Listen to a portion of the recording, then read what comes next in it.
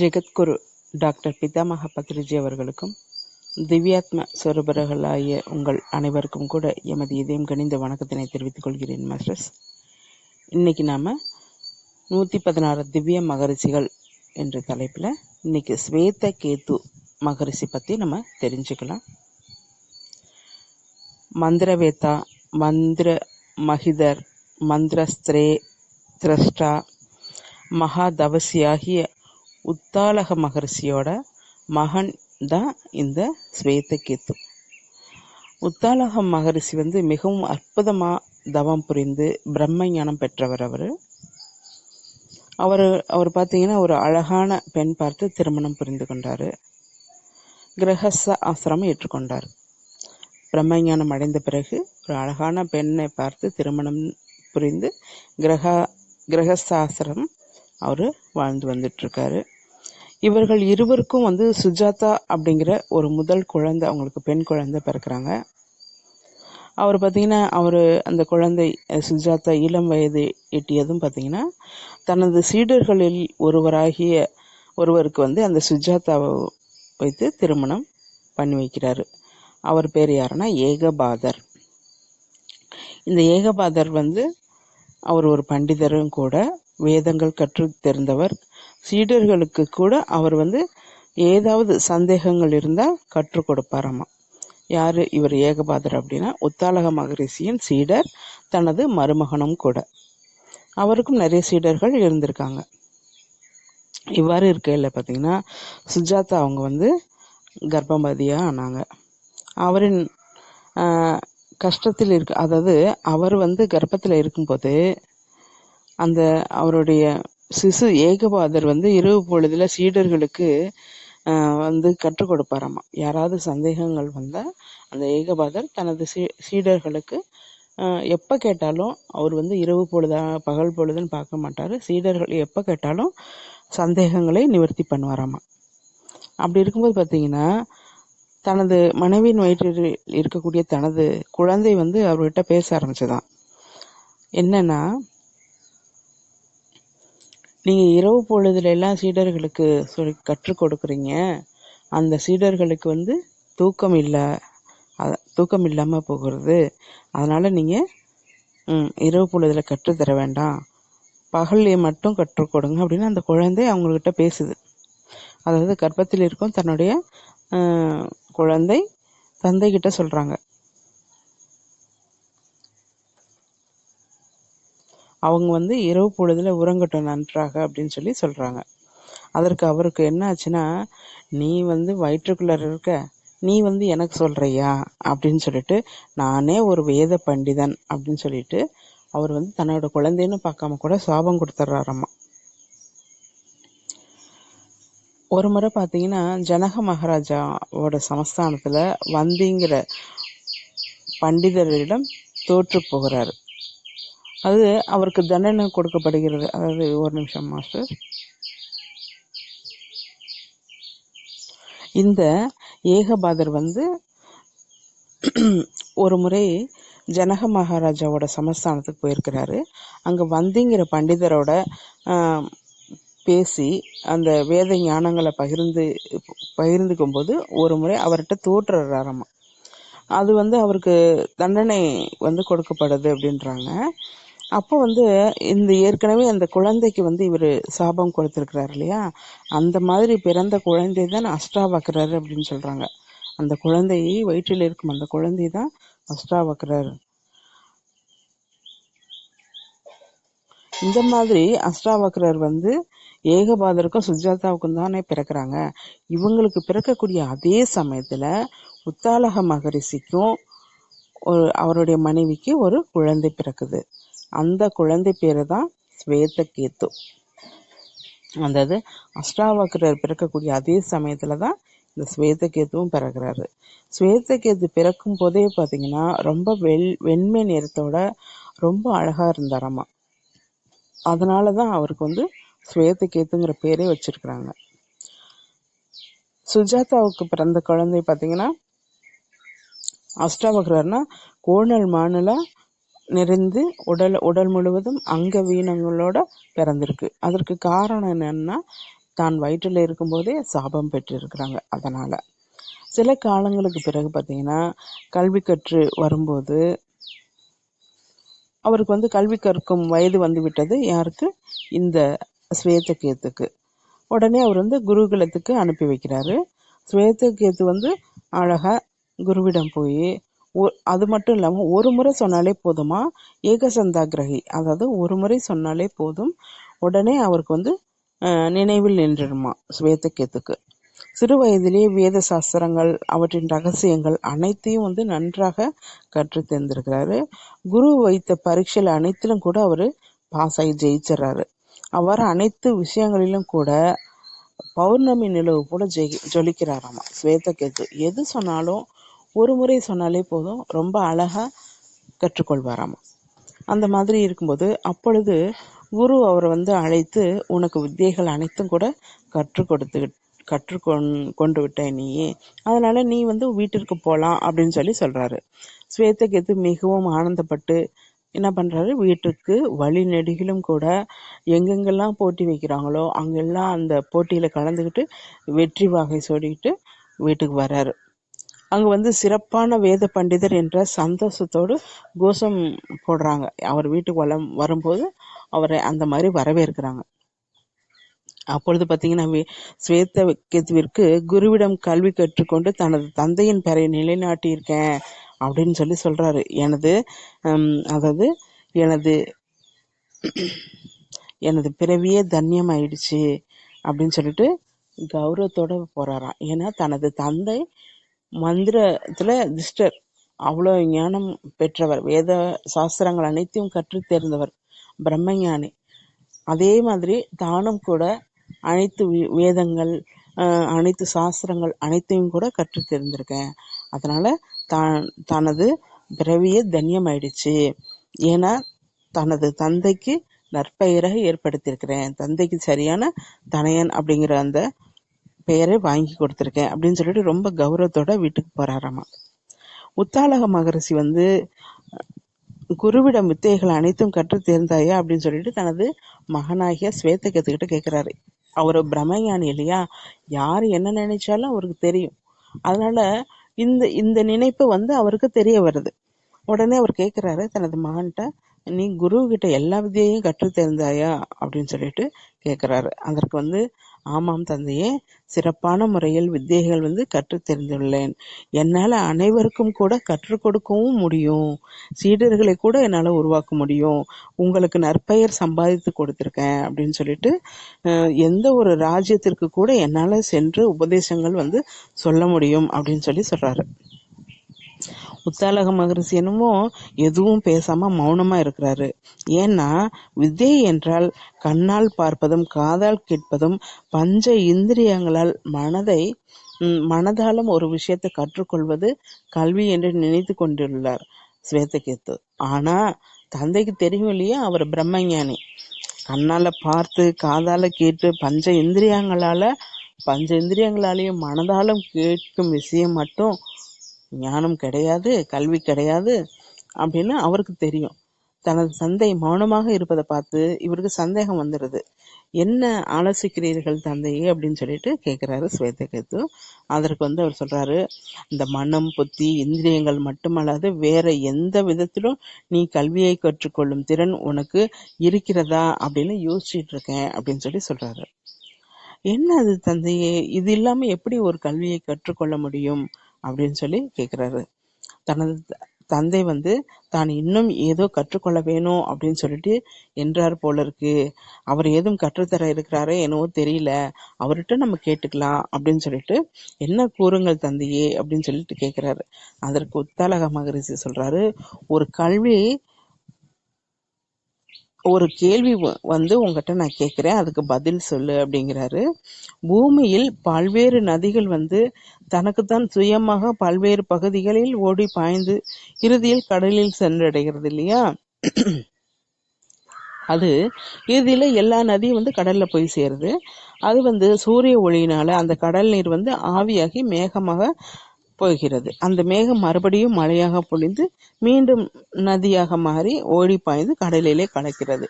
இது ஒரு சர்க்கிள். இந்த மாதிரி தானே இயற்கை நடந்துகிட்டு இருக்குது. அவ்வாறு கடலிலே கலந்த நீர் எந்த நதி நீர்னு உன்னால சொல்ல முடியுமா அப்படின்னு சொல்லி கேட்கிறாரு. அதாவது காவேரி, கங்கை, யமுனை, சரஸ்வதி, கிருஷ்ணா, கோதாவரி, இந்த மாதிரி பல்வேறு விதமான நதிகள் ஓடுது. கடைசியில் என்ன ஆகுது? எல்லாமே கடல்ல போய் சேருது. கடலுக்கு போய் சேர்ந்தவொடனே அது மொத்தமா கடல் நீர் தானே சொல்றோம். அது வெவ்வேறு நீர் அப்படின்னு நம்மளால சொல்ல முடியுமா அப்படின்னு சொல்லி கேட்கிறாரு. இது எவ்வாறு பிரித்து கூற முடியாதோ அவ்வாறே பரமாத்மாவில இருந்து ஜீவராசிகள் பிறந்து வருகின்றன பூமிக்கு. இது பிறகு பல்வேறு அனுபவங்களை பெற்று மீண்டும் பரமாத்மாவையே சென்றடைகின்றன. அதாவது மனிதர்களாக இருக்கலாம், விலங்குகள், தாவரங்கள், நீர்வாழ் உயிரினங்கள், பறவைகள், பௌத்திகமான விஷயங்கள் மட்டும் கிடையாது. இதுல சூக்ஷ்மமானதும் கூட நிறைய இருக்கு. இவை எல்லாமே கூட பிறவி எடுத்து அனுபவங்களை பெற்று மறுபடியும் அந்த பரமாத்மாக்குள்ளார போய் சேரும்.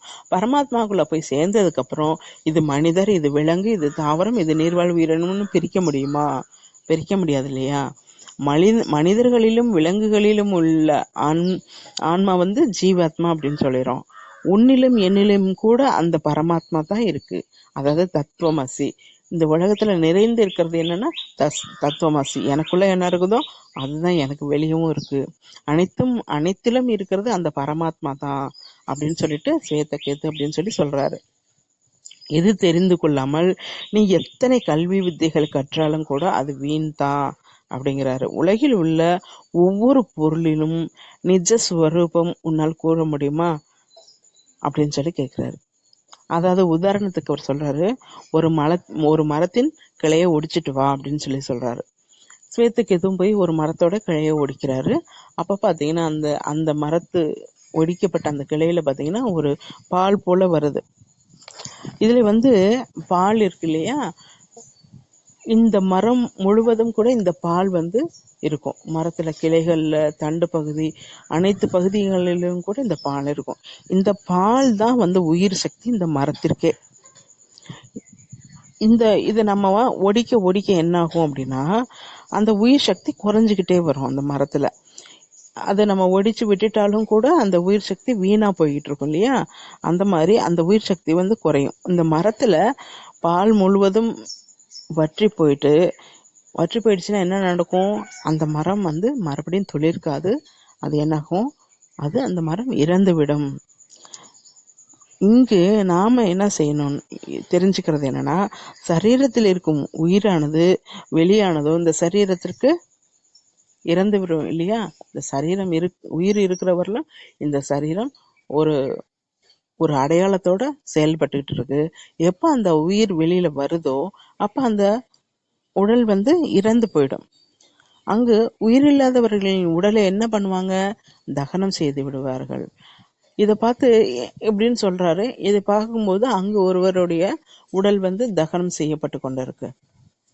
இதை உணர்ந்தோடனே அவருக்கு பயம் வருது. என்ன இது போல தகனம் செய்யறாங்களே உடலை அப்படின்னு சொல்லிட்டு அவர் பயப்படுறாரு ஸ்வேதகேது. அதற்கு இந்த தந்தை சொல்றாரு, இதை உணர்ந்த தந்தை சொல்றாரு, பயப்படாத, இது வெறும் சரீரம்தான். உயிர் பிரிந்து போயிடுச்சு. இந்த உடல் நாம இல்ல, இதற்குள் இருக்கும் அந்த உயிர் தான் நாம. சரீரம் அழியக்கூடியது, உயிர் தான் ஆன்மா, அழியாதது, அதுவே நாம் அப்படின்னு சொல்லி சொல்றாரு. ஆன்மா நமது இதயத்துல, நமது சரீரத்துல இருக்கக்கூடியது. ஜீவ கணங்கள் அனைத்திலும் கூட இந்த ஆன்மா இருக்கும். ஆன்மா எங்க இருக்கும்னா இந்த உடல்ல இருக்கக்கூடிய அனைத்து ஜீவ கணங்கள்லயும் கூட இந்த ஆன்மா நிறைந்திருக்கும்.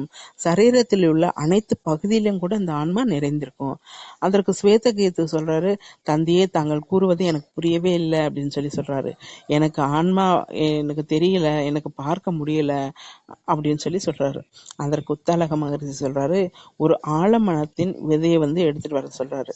பிறகு அந்த விதையை உடைத்து அதுல சின்ன சின்ன சிறு சிறு விதைகள், அதுல அந்த விதைக்குள்ளார சிறு சிறு விதைகள் இருக்கு. இந்த சிறு விதைகள் காணப்படுது இல்லையா? அந்த சிறு சிறு விதைகள்ல இருந்து தான் இவ்வளவு பெரிய ஆலமரமே வருது. இந்த விதைகளுக்குள்ளார அந்த ஆலமரம் மறைந்திருக்குது. ஆனால் அது நமக்கு தெரியாது. அந்த விதைக்குள்ளர அதிசூக்ஷ்மமா அந்த மரத்தினுடைய சாராம்சம் எல்லாம் அந்த விதைக்குள்ளார இருக்கும். நமது கண்களுக்கு தெரியாது, தெரியாத அளவில தான் இருக்கு. அதுவே ஆன்மா அப்படின்னு சொல்றாரு. அது போலதான் நமது சரீரத்துல கூட ஆன்மா நிறைந்திருக்கு. அது நமது கண்களுக்கு தெரியாது. ஆனா சுவேதகத்திற்கு இன்னும் கூட புரியலையாமா. இதை எவ்வாறு நாம் நம்புவது? நீங்க சொல்றது சரி, இதை எப்படி நான் நம்புறது அப்படின்னு சொல்லி கேக்குறாரு. அதற்கு இன்னொரு உதாரணம் சொல்றாரு. ஒரு கிளாஸ் நிறைய தண்ணி எடுத்துட்டு வான்னு சொல்றாரு. அந்த தண்ணியில கொஞ்சம் உப்பு போட்டு கலக்கு அப்படிங்கிறாரு. பிறகு அந்த நீரில் இருக்கிற உப்பை தனியா பிரித்து எடு அப்படிங்கிறாரு. இது எப்படி சாத்தியம் தந்தையே? உப்பானது நீரில் நன்றாக கரைந்து போயிருச்சு. அது எவ்வாறு பிரிக்க முடியும் அப்படின்னு சொல்லி கேக்குறாரு. உண்மைதான், ஆன்மாவானது சரீரத்துல முழுவதும் கரைந்திருக்கு. அது சரீரம் முழுவதும் வியாபித்து இருக்குது. ஆன்மா சர்வந்தேர்யாமி தத்துவமசி அப்படின்னு சொல்லி சொல்றாரு.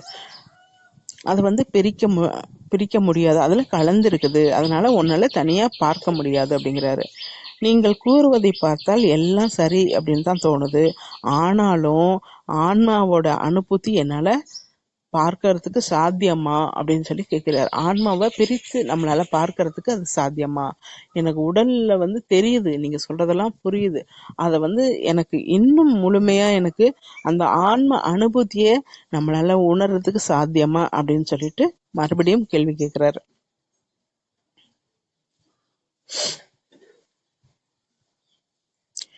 அப்ப சொல்றாரு, ஒரு மனிதரை கை காலெல்லாம் கட்டிட்டு முகத்தையும் கூட முகத்துல இருக்க கண்களையும் கட்டிட்டு பாலைவனத்துல தூக்கி போட்டாங்கன்னு வைங்களேன், எப்படி இருக்கும்? வழி தெரியாம அவருக்கு நடக்கவும் முடியாது, வழியும் தெரியாது. யாராவது என்னை காப்பாற்றுவார்களா அப்படின்னு சொல்லிட்டு அவரு மற்றவர்களுடைய உதவியை அவர் கேட்பார் இல்லையா? அந்த மாதிரி கூக்குரல் இடுறாராம், கூக்குரல் இடுவாங்க. அப்பொழுது யாராவது அந்த வழியா யாராவது போனாங்கன்னா, ஓ இந்த மாதிரி ஒருவன் சிறைப்பட்டிருக்கான் அப்படின்னு சொல்லிட்டு அவருடைய கட்டுகளை விடுவித்து, அவருக்கு கண்களுடைய கட்டுகளை அனைத்தும் கூட விடுவித்து அவர் கேட்கும் இடத்திற்கு வழி காமிப்பாங்க. அவங்களுக்கு தெரிந்த வழி காமிப்பாங்க இல்லையா? அவர்களுக்கு என்ன தெரியுமோ அந்த வழி, இதுல இருந்து வெளியில வர்றதுக்கு உண்டான வழியை அவர் கூறுவார் இல்லையா? அந்த மாதிரி காண்பிப்பார். தனது ஊர் பாத்தீங்கன்னா ஒவ்வொருட்டையும் அங்கங்க இருக்கிறவங்கள்ட்டையும் விசாரித்து எப்படியாவது கடைசியில தனது கம்யத்தை, அதாவது தனது ஊரை அவர் அடைந்து வருவார். இதுல பாத்தீங்கன்னா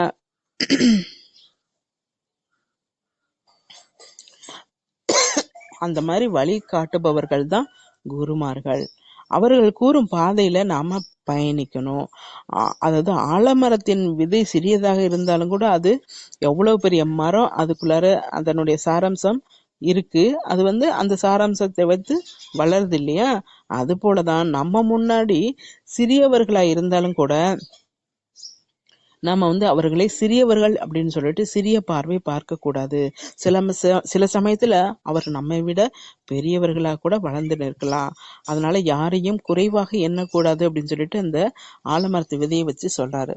அதே மாதிரி பாத்தீங்கன்னா இந்த வழி கேட்டு சிறிது சிறிதாக பயணித்து தனது கம்மியத்தை அடைந்து விடுகிறார் இல்லையா? அந்த மாதிரி அந்த வழி கூறுபவர்கள் தான் குருமார்கள். நமது சக்தியானது அந்தர்முகத்துல அமைய பெற்றிருக்கும், அது வெளியில தெரியாது. சொல்றாரு ஸ்வேதகத்துக்கு, நம்மளுடைய சக்தி அந்தர்முகத்துல இருக்கு, அது வெளியில தெரியாது. அவற்றை ஒரு குரு மட்டும்தான் உனக்கு காண்பிக்க முடியும். ஒரு குருவால மட்டும்தான் நமக்குள்ளார இருக்கக்கூடிய அந்த சக்தியை காண்பிக்க முடியும். இந்த மாதிரி அனைத்து விஷயங்களும் கூட ஸ்வேதகேத்து தனது தந்தையாகிய உத்தாலக மகரிஷிட்ட கேட்டு தெரிஞ்சிட்டு இருக்கிறாரு. அவ்வாறு கூட நாமும் நமது பிள்ளைகளுக்கு சம்பிரதாயங்கள், வேதங்கள், புராணங்கள், உபநிடதங்கள் அனைத்தும் கூட நம்ம நம்ம குழந்தைங்களுக்கு சொல்லணும், எடுத்து சொல்லணும். ஞானம் நமக்கு சிறு வயதிலிருந்தே குழந்தைகளுக்கு கற்றுக் கொடுக்கணும். நாம ஏதோ குருவிட்ட அனுப்பிச்சிட்டோம், பள்ளிக்கூடத்திற்கு அனுப்பிச்சிட்டோம்னு சொல்லிட்டு நாம விட்டுவிடக்கூடாது. நமக்கு தெரிந்த ஞானங்கள் குழந்தைகளுக்கு போதிக்கணும் அப்படின்னு சொல்லி இந்த இடத்துல நாம தெரிந்து கொள்ளணும் மாஸ்டர்ஸ். அது மட்டும் இல்லாம நாம எந்த ஒரு சத்தியத்துல நம்பிக்கை வச்சிருக்கோமோ அதுல முழு விசுவாசம் நமக்கு வேணும் அப்படிங்கிறாங்க. அதாவது அவர் சொல்றாரு மீண்டும், நமது ஆகாரமே நமக்கு மனசா மாறுது. நம்மளுடைய நாம் உண்ணக்கூடிய உணவு இருக்கு இல்லையா, ஆகாரம், அந்த ஆகாரம் தான் மனதாக மாறுகிறது. அதாவது தயிரை கடைந்தா என்ன வரும்? வெண்ணெய் வரும் இல்லையா? ஆனா அந்த வெண்ணெய் தயிருக்குள்ளார தெரியுதா? தெரியாது. அந்த மாதிரி வெண்ணெயை நாம எவ்வாறு செலுக்கிறோமோ, அதாவது கடையிறோமோ, கடைய அதிலிருந்து வெண்ணெய் வெளிவருவது போல நாம் உண்ட உணவுல சூக்ஷ்மமா என்ன இருக்குன்னா, சூக்ஷ்மமான முறையில பரிணாமத்தோட அந்த மனமானது இருக்கு. நாம உண்ணக்கூட உணவுல சூக்ஷ்மமா அந்த மனமானது நிறைந்திருக்கு. அது மட்டும் இல்லாம நாம நீரின் மூலமா பிராணசக்தி நமக்கு கிடைக்கிறது, அக்னியின் மூலமா வாக்கு உருவாகிறது அப்படின்னு சொல்றாரு. அவரே அப்புறம் சொல்றாரு, நீ இதை இன்னும் தெரிஞ்சுக்கணும்னா 15 தினங்கள் எந்த உணவும் எடுத்துக்காம வெறும் நீர் மட்டுமே அருந்தி இரு, சாதனை செய்து கொண்டிரு, பிறகு என்ன பாரு அப்படின்னு அனுப்புறாரு உத்தலக மகரிஷி. தனது தந்தை சொன்ன விஷயத்தை அப்படியே கடைபிடிக்கிறார் சுவேதகேத்து. 15 தினங்கள் அவரு கடுமையா உண்ணாவிரதம் இருக்கிறாரு. நீர் மட்டுமே அறிந்து அவருக்குள்ளார தபனை இன்னும் தெரிஞ்சுக்கணும், தந்தை கிட்ட இன்னும் ஏதோ இருக்கு, தனக்கு தெரியாத விஷயங்கள் நிறைய, தெரியாத ஞானங்கள் இன்னும் தந்தை கிட்ட நிறைய இருக்கு, அதெல்லாம் கற்றுக்கணும், எவ்வளவு சீக்கிரத்துல இந்த 15 நாட்கள் முடியும்னு சொல்லிட்டு ஆவலோட எதிர்பார்த்துக்கிட்டு இருக்கிறாரு. 15 தினங்கள் முடிந்தது. மறுபடியும் தந்தையை பாக்குறாரு. அப்போ தந்தை கேட்கிறாரு, மகனே, நீ வந்துவிட்ட இல்லையா, இப்ப ரிக், யஜுர், சாம, அதர்வன வேதங்களை பத்தி நீ எனக்கு சொல்லு, ஏன்னா நீ அதை ஏற்கனவே கற்று இருக்கிற இல்லையா, அது சொல்லு அப்படின்னு கேட்கிறாரு. சுவேதகேத்துவிற்கு தான் படித்தது போலவும் தான் கேட்டது போலவும் இருக்குதே தவிர அவருக்கு எதுவுமே நினைவுல வரலையாமா. அவர் படித்த ரிக், யஜுர், சாம, அதர்வன வேதங்கள் எல்லாமே குருவிட்ட கத்துக்கிட்டு இருக்கிறாரு. ஆனா அதெல்லாம் ஞாபகம் இருக்கு, படிச்சிருக்கிறோம் அப்படிங்கிற ஞாபகம் மட்டுமே இருக்கே தவிர அது நினைவுக்கு வரவே மாட்டேங்குதான். எனக்கு எதுவுமே நினைவுக்கு இல்லையே அப்படின்னு கேக்குறாரு. மகனே, நமது சரீரத்துல 16 பாகங்கள் இருக்கு. நீ உன்னு 15 பாகங்கள் காய்ந்திருச்சு. ஏன்னா நீ உணவு எடுத்துக்கல. ஒரு பாகம் மட்டும் நீ தண்ணி குடிச்சிட்டு இருக்கு இல்லையா, அதனால அந்த ஒரு பாகம் மட்டுமே இருக்கு. மற்ற 15 பாகங்கள் உணவு எடுத்துக்காம அது அக்னி மாதிரி அக்னியில எரிந்து சாம்பலா போயிடுச்சு. இறுதியில் அது அதாவது பாத்தீங்கன்னா, இதுக்கு ஒரு உதாரணம் சொல்றாரு. இப்ப ஒரு இடத்துல தீ வைக்கிறோம்னா அந்த தீ நல்லா எரியும். பிறகு பாத்தீங்கன்னா அது தீ அணைஞ்சதுக்கு அப்புறம் அங்க நெருப்பு கங்கு இருக்குன்னு சொல்லுவாங்க, நெருப்பு கட்டி இருக்கும் இல்லையா, அது இருக்கும். ஆனா நெருப்பு எரியிற அந்த ஜுவாலை போயிடும், அந்த நெருப்பு கட்டி இருக்கும் இல்லையா, அந்த நெருப்பு கட்டி கொஞ்சம் இருந்துச்சுன்னா அது மேல நம்ம விறகுகள் ஏதாவது போட்டோம்னா அது மறுபடியும் அது பற்றி எரியும் இல்லையா. அந்த மாதிரி நீ ஏற்கனவே கற்ற அந்த ஞானம் மறுபடியும் உனக்கு அது வரும்.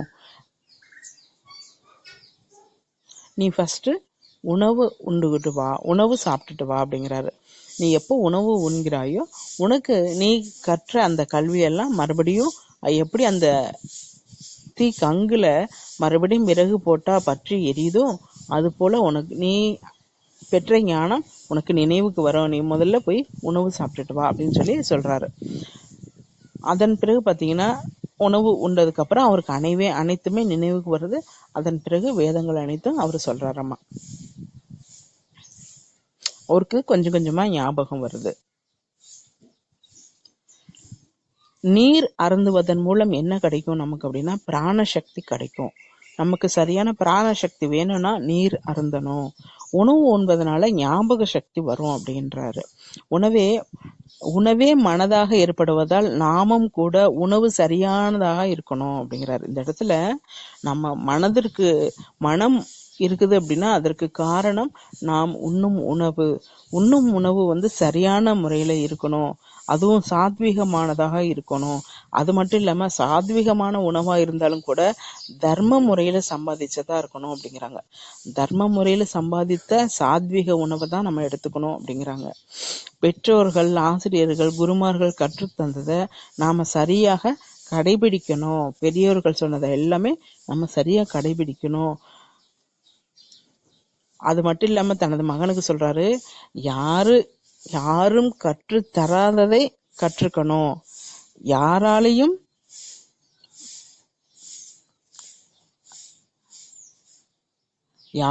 தெரிந்து கொள்ள, அதாவது தெரிய வைக்க முடியாததை நம்ம தெரிஞ்சுக்கணுமா, யாராலையும் தெரிய வைக்க முடியாததை நாம தெரிஞ்சுக்கணும், யாராலையும் கற்றுத்தர முடியாததை கற்றுக்கணும் அப்படின்னு சொல்றாரு. யாராலையும் போதிக்க முடியாததை நாம கற்றுக்கணும் அப்படின்னு சொல்றாரு. இது வந்து இவருக்கு ஒண்ணுமே புரியல. இது என்ன நீங்க இப்படி சொல்றீங்க, எப்படி யாராலையும் கற்று தர முடியாததை நான் கற்றுக்கொள்ள முடியும் அப்படின்னு சொல்லி கேட்கிறாரு. அதற்கு சொல்றாரு, நீ வந்து உன்னோட குரு கிட்ட போய் கேளு, உன்னுடைய குரு உனக்கு அனைத்து கல்வியும் கற்றிருந்தாலும் கூட இந்த ஒரு கல்வியை உனக்கு கற்றுக் கொடுக்கல, அது உன் குரு கிட்ட கேளு அப்படின்னு சொல்றாரு.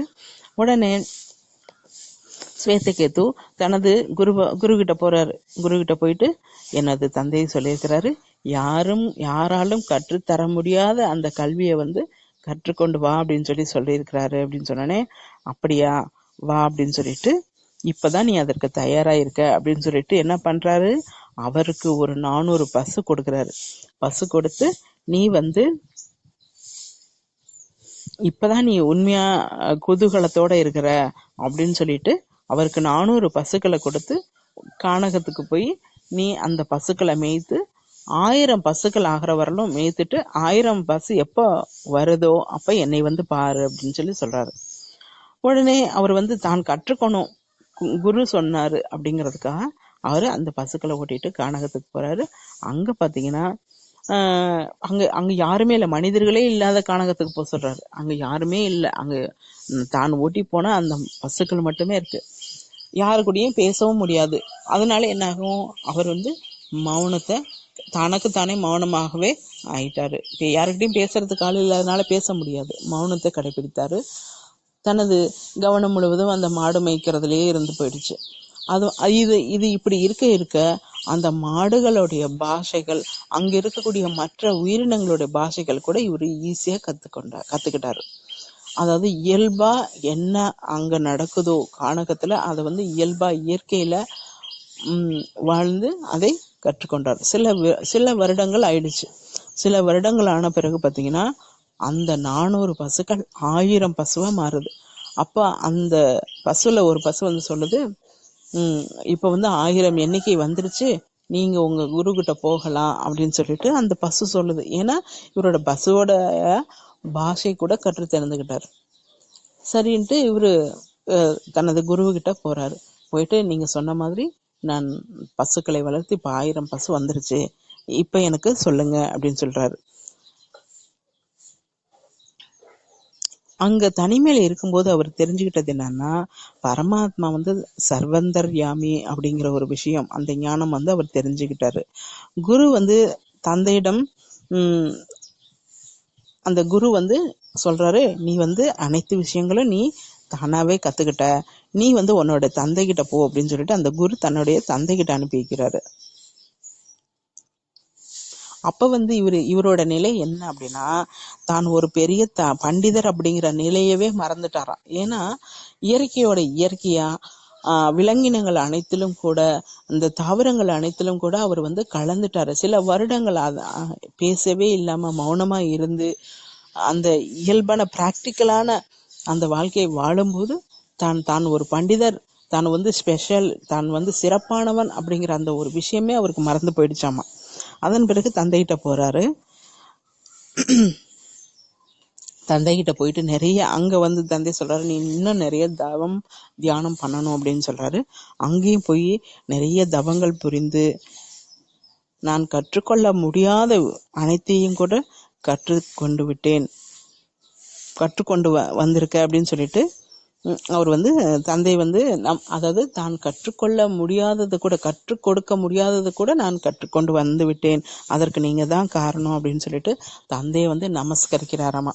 அந்த மாதிரி நாம எத்தனை வித்தியைகள் கல்விகள் கற்றாலும் கூட சுயமா கல்வி அப்படிங்கிறது, ஆத்ம ஞானம்ங்கிறது சுயமா கற்றுக்கொள்வது. அந்த ஆத்ம ஞானத்தை கற்றுக் கொடுப்பதற்காக அவர்கள் அந்த குருவும் தனது தந்தையும் அவருக்கு சரியான ஒரு வழியை அமைத்து அவர்கள் கற்றுக் கொடுத்திருக்காங்க. அது அதுதான் உண்மையான பிரம்ம ஞானம் அப்படின்னு சொல்லிட்டு சொல்றாரு. இதுதான் உண்மையான பிரம்ம ஞானம். வெறும் வாய் வழியிலையும் பஞ்ச இந்திரியங்கள் மூலமாகவும் மனதாலும் கற்றுக்கொள்வது புற கல்வியே. ஆத்ம ஞானம், ஆத்ம விஞ்ஞானம், பிரம்ம ஞானம் என்பது சுயமாக கற்றுக்கொள்வது அப்படின்னு சொல்லி சொல்றாங்க மாஸ்டர்ஸ். இந்த பகுதியை நம்ம இதோட நிறைவுபடுத்திக்கலாம். அதாவது பிரம்ம ஞானங்கிறது நம்ம பிராக்டிக்கலா கத்துக்கிறது தானே தவிர கேள்வி ஞானம் கிடையாது அப்படிங்கிற ஒரு விஷயத்த நம்ம இன்னைக்கு தெரிஞ்சுக்கிட்டோம் மாஸ்டர்ஸ். இதோட இந்த பகுதியை நிறைவுபடுத்திக்கலாம். Thank you masters.